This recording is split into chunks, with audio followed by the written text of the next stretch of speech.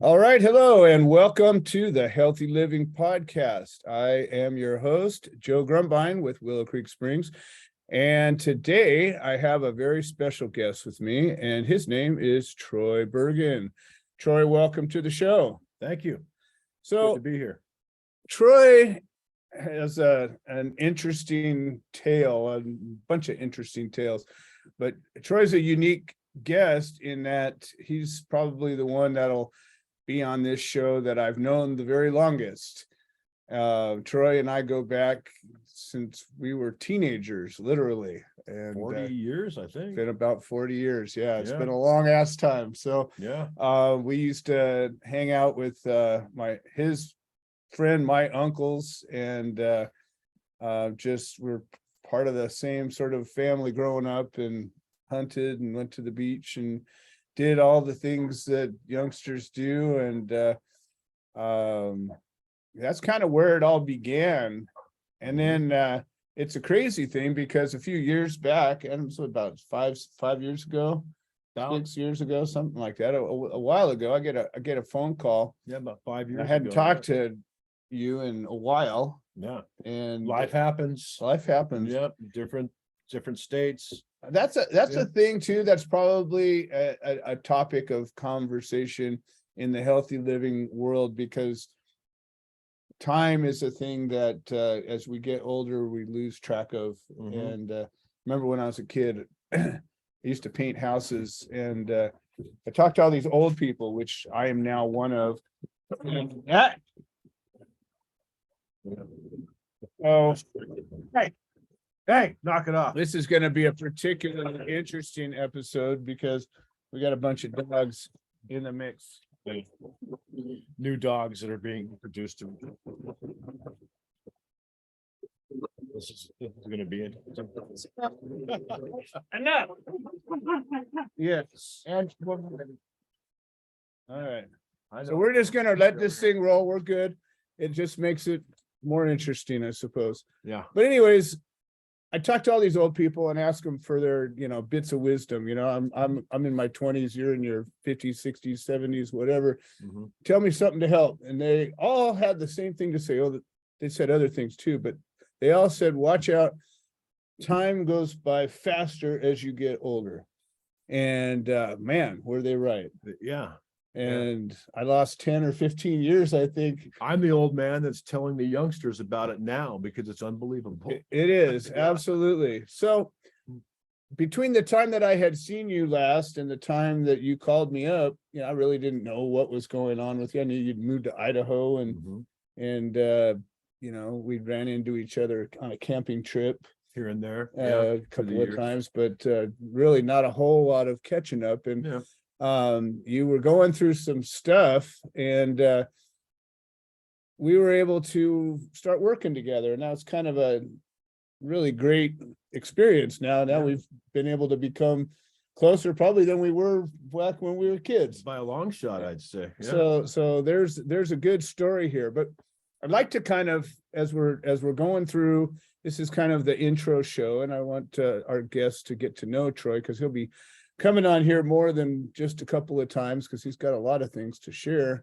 on the healthy living world. And why don't let's rewind all the way back to those, youngster years, and give us a little snapshot of who you were and what you were up to, and then that one fateful day. Yeah. So I was in a bad motorcycle wreck. I was planning on being a cop. That was my only real life ambition forever. The long line of cops in the family and friends and stuff. So I bought a motorcycle when I was 22 or 21, 22 years old. And I was getting prepared physically and everything else to go to the police academy. That was my plan. But I bought a bike. It was supposed, I was thinking that it was going to be economical, and it was. But anyways, Such wisdom. Such wisdom. You and Jimmy with all the wisdom. Oh yeah. The I'm bikes. not the only one that learned this I lesson. think he was going to be a But, cop too, wasn't he? Yeah. No, David was. Well, Jim, I think we all were. At too. one point in time, we were all talking Anyways. about being cops. Inside stuff. Anyways, yeah, I had gotten this bike. I was preparing myself to get to the police academy, so I was in good shape. Luckily, I mean, thank God, because I don't Probably saved your life. Yeah, the ER doc didn't think that I would have had a chance if I was not in the physical condition that I was in. Plus, I was 22 years old. But Right. yeah, so no helmet, and coming home from work, and got into a broadside motorcycle wreck when I was doing at least 50 miles per hour. And I was acting like a young idiot. It was a hit and run accident. Although it was deemed not my fault, older, wiser man would not have that wouldn't have happened. Right. I was aggressive and invincible, and it took me down hard. I was in a vicious motorcycle wreck. Most of the damage was to my left leg, and that's what's plagued me all these years is my left leg was blown to pieces. My femur was blown apart. My fib and tib were blown apart. There was extensive, muscle and nerve damage. It was a 2-year recovery process. The bones wouldn't fuse. And so I kept on having to go back in for outpatient surgeries, trying to get those bones to slam together and fuse. So I was on crutches for 2 years before I was finally able to advance to a cane.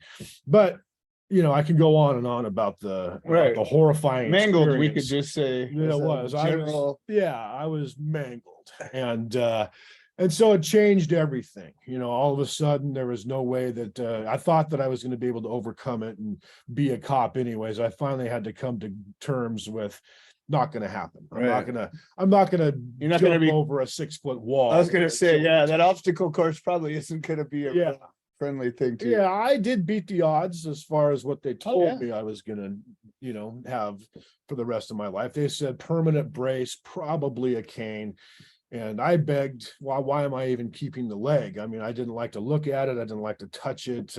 Nothing was comfortable about the whole thing. But anyways, I did overcome that. I don't walk with a brace. Not at all. Don't use any. You walk upstairs. I walk upstairs.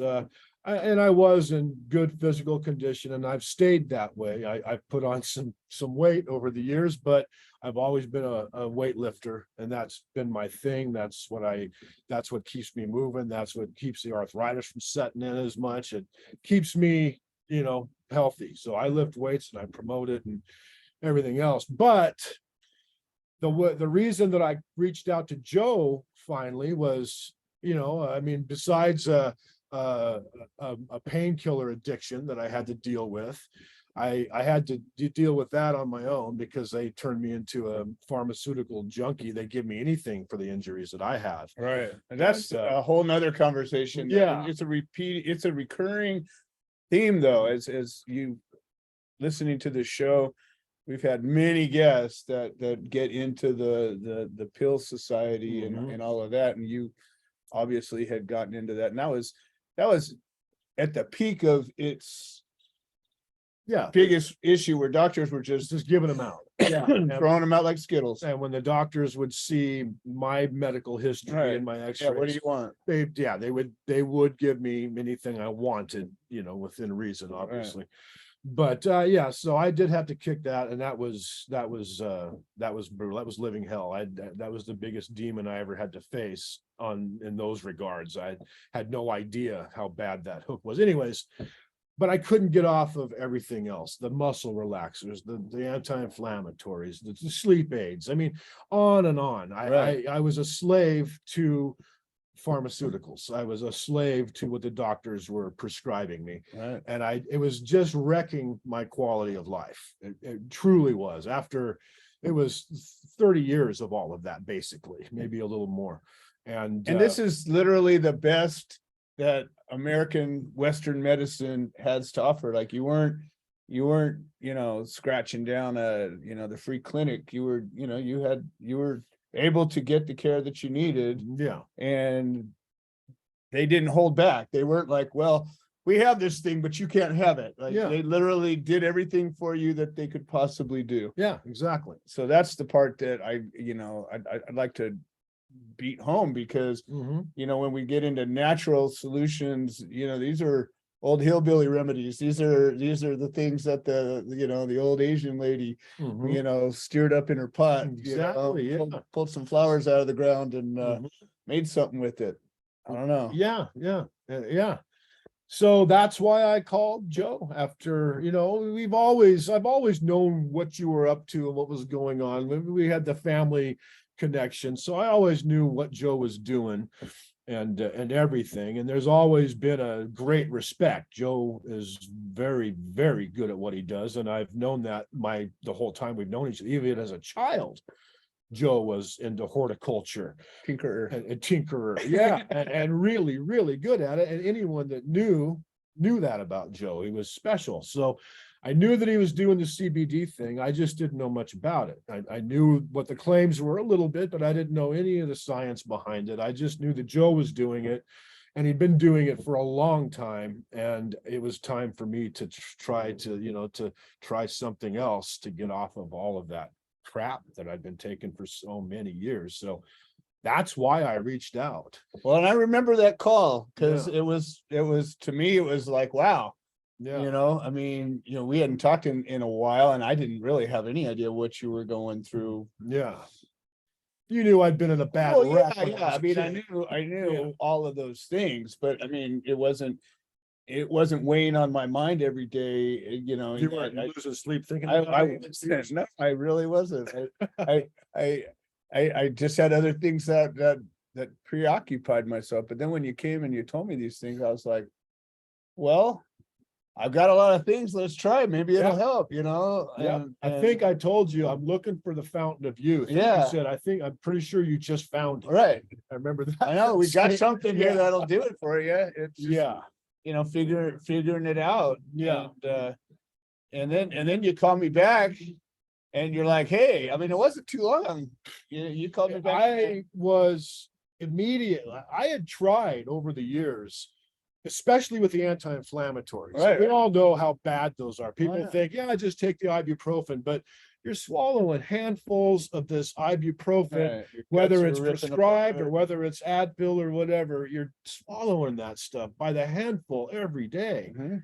And it's not good. And I Right. could feel it taking its toll on my body. Exactly.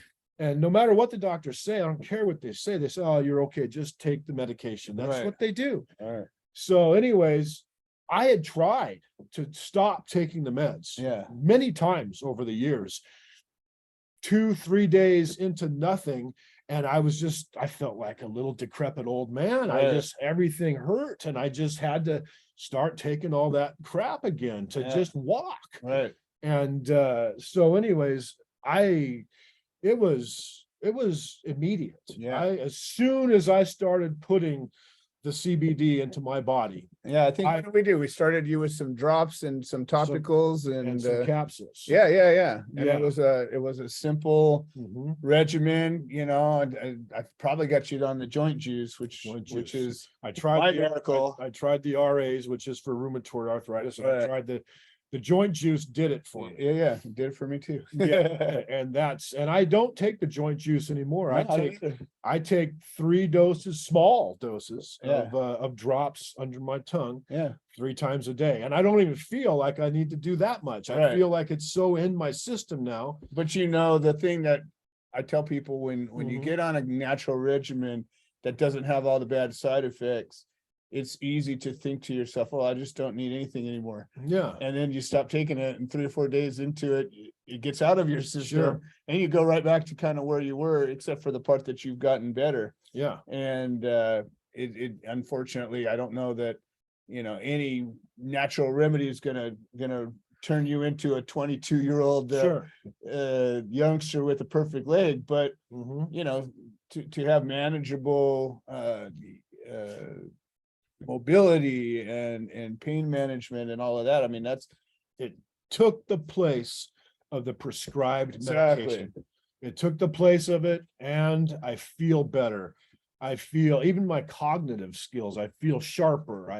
I feel better rested. I feel less stressed. I mean, it's not a miracle. I've had plenty of stress and anxiety, well, but I remember though, right off the bat, you told me how it was a big deal, but Mhm. you were already, or still, or whatever, probably never stopped, but you were going to that gym. Yeah. And I remember you telling me how people knew you Yeah. and saw that you were moving around. And the next thing you know, you're like, hey, people are asking me about this. Yeah. And that was, to me, kind of like, wow, that's one of those, like, every once in a while you're going along in life and, you get I don't know, like the video game little, you're like, oh, you got, something's working right. Keep going this way. I like people. I make friends easy. And, but this whole thing, this road that I went down with the CBD stuff with Joe was not planned. It wasn't something that I certainly wasn't seeking you out. I wasn't like, hey, you want to come along on this journey with me? It was truly an accident. Right. I mean, when I say accident, I don't necessarily believe in accidents, but something was in the stars. Yeah.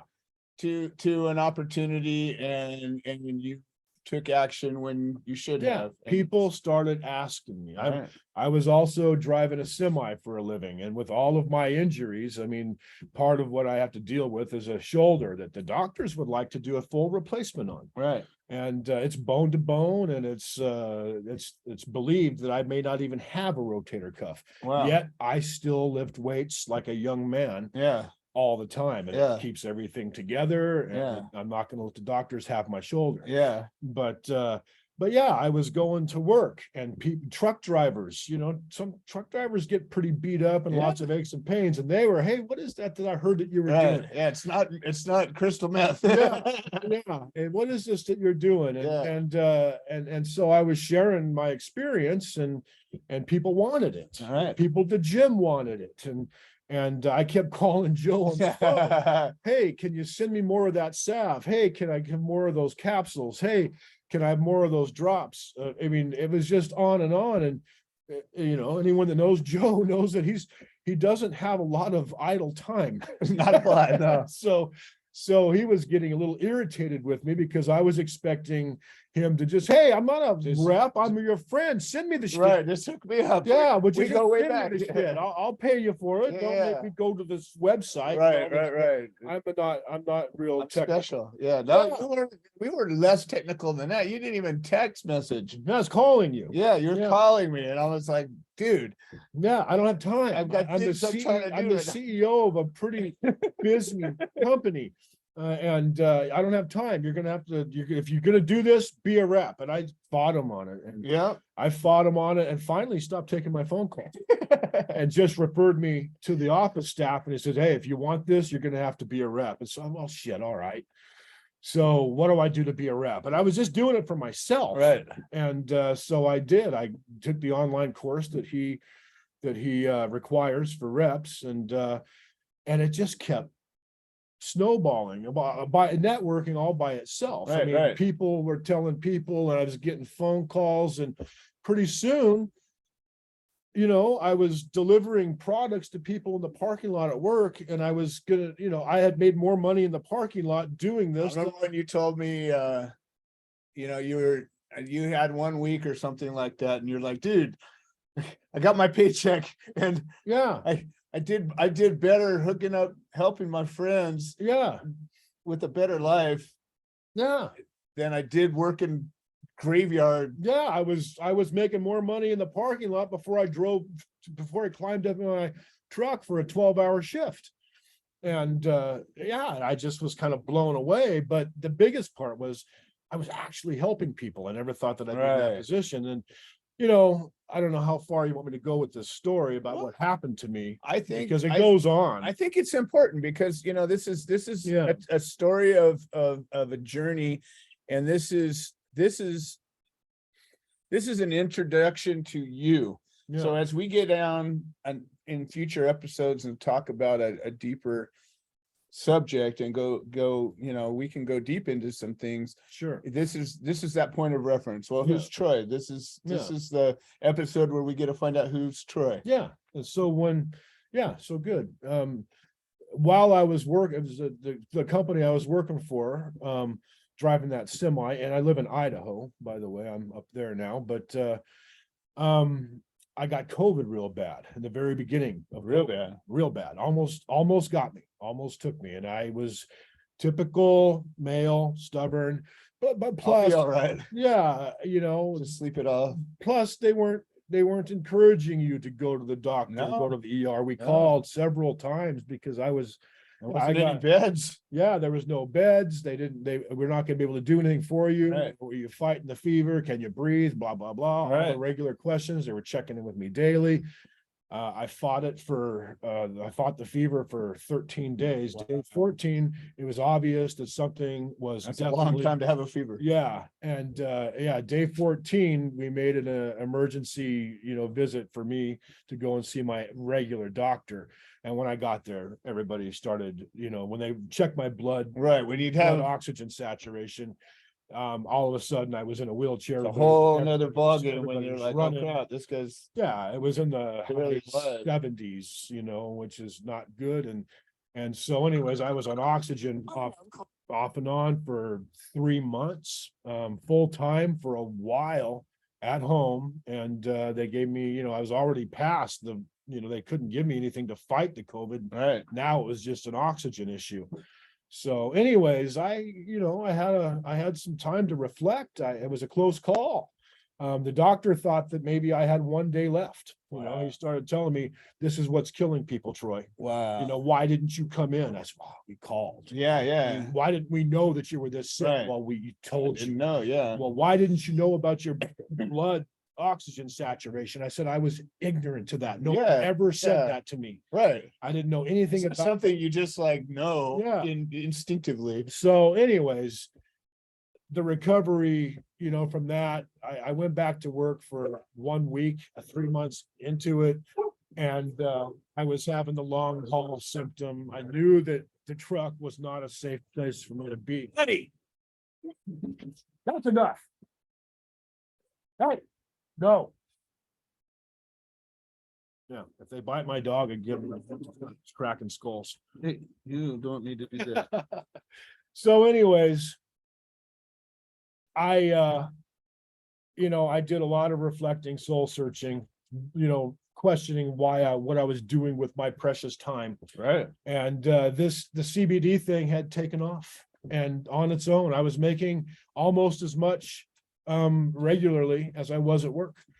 I mean, And when you say CBD, I mean, I always try to be really clear that this Yeah. is not CBD. I mean, it is CBD, but it's not like so much more. this is holistic remedies Yeah. that happen to have CBD in them. I Right. mean, I think that's the important thing. I mean, there's a lot of CBD things that I think are great, and then there's a bunch that are crap. And I don't like to lump, kind of what we do into that for that reason, because Yeah. it's like I just think it's a different thing. It is. And that's Yeah, I've learned a lot about the industry. And it's what Willow Creek Springs does is unparalleled. And everyone can see it that knows anything about it, with all the other things that are in there. right. But my point was, I wasn't going to drive a truck anymore. And I decided, let's go down the road with this. I had done a farmer's market, which I had no idea the reception that I would, how successful yeah. that would be. Well, especially in Idaho. I mean, Idaho is still Yeah. a prohibitionist state Mhm. that still can't figure itself out. Yeah. And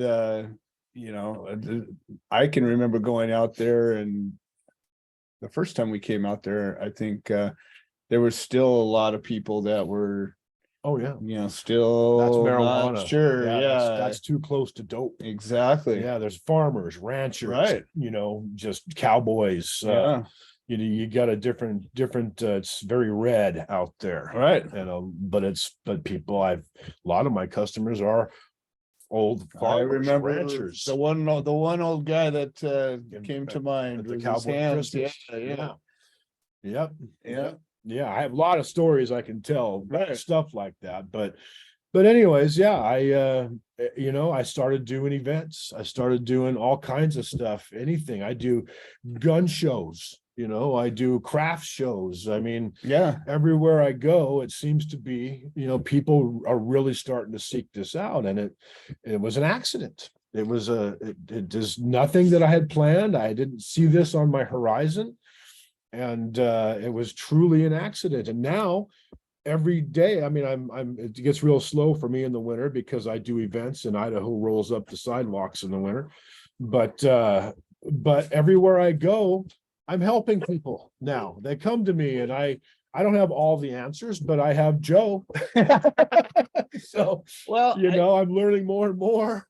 I think a lot of this, and the whole healthy living element to this is you're, well, I'm going to do a reveal here. So you're a very empathic person, but a lot of times people that are sensitive to other people don't pay attention to what's going on with themselves. You can help everybody else, but you a lot of times we'll just like look over yourself, but you at least had the wherewithal to follow your own instinct. I think at least, even in just reaching out, it was a lot of people wouldn't have gone down that road. It wouldn't have come to their mind.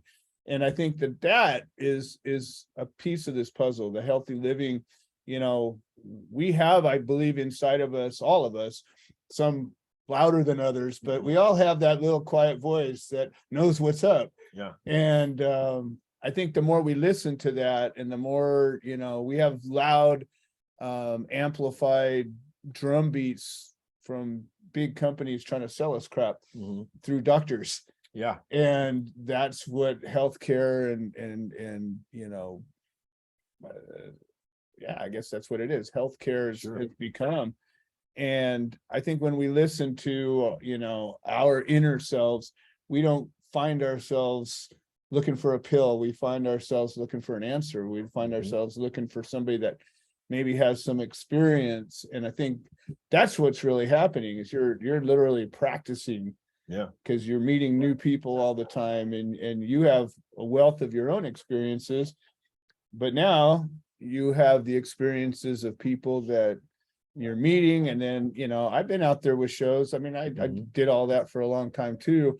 And then, being around, I've come out with you a few times now, and times when now, yeah. people come up and you see somebody, and I can tell this person has been helped by you already, and they need that one thing that works for them. But then there's always these people that come to you and ask that question, like, you're going to be able to help a person sometimes. Yeah. Right. I mean, I remember that one lady that the daughter had the seizures. Yeah. And I was like, here's one. Yeah. It happens all the time. That's a big one. She was having mini seizures all day.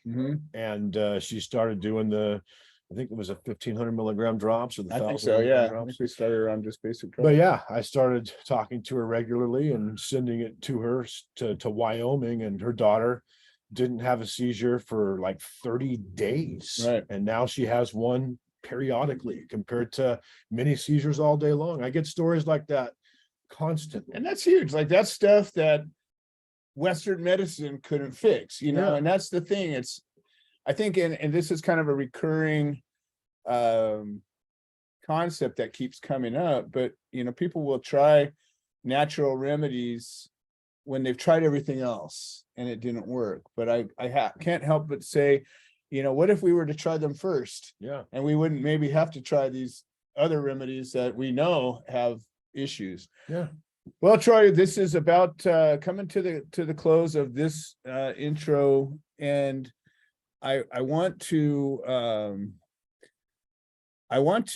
give you an opportunity to let people know how to reach you. You pretty much are the guy in Idaho, Yeah. the whole state, or you, That part of you Idaho. and your team. Yes. And so that being said, there's going to be people that are listening to this that don't know anything about anything, and they're like, whoa, who's this guy in Idaho? Yeah. So this is your chance to tell everybody who you are, how they can get a hold of you, and all of that good stuff. Okay. Well, like Joe said, my name is Troy Burgen, and I live in southern Idaho, not too far from Twin Falls. I live in a little town, little rural area near a little town called Gooding. So I'm easy to contact. My phone number is a 208 area code and it's 316-6003. That's the easiest way. You can call or text me. My email address is another way to get a hold of me. And my email address is my name. It's troy.burgen@gmail.com. And so I'm easy to get a hold of. My wife and me both work on this together. Her name is Heather, but I'm usually the phone calls come to me. But we are in it together, and you can find us at a lot of different events. We do drop ship as well. So if you're in the neighborhood at all, if you're seeing this, just give me a shout. I answer as many questions as I can, but I still feel, special enough to call Joe personally and say, hey. I answer the phone more often now than I Yeah. did. Yeah. So yeah, if I don't know answer to a question, I've got a great support team with Joe and his staff at the Willow Creek Springs, office. So anyways, that's fantastic. Yeah, And we that's will it. put, when we get your bio, Mhm. we'll put your contact information right in it. So they'll be able to click on a link and it'll all Sure. be right there. Yeah, for sure. Awesome, Troy. Well, I'm glad you were able to come out here and do this, and we'll have a lot more to talk about in future episodes. Yeah. And we'll see you guys all Yeah. next time.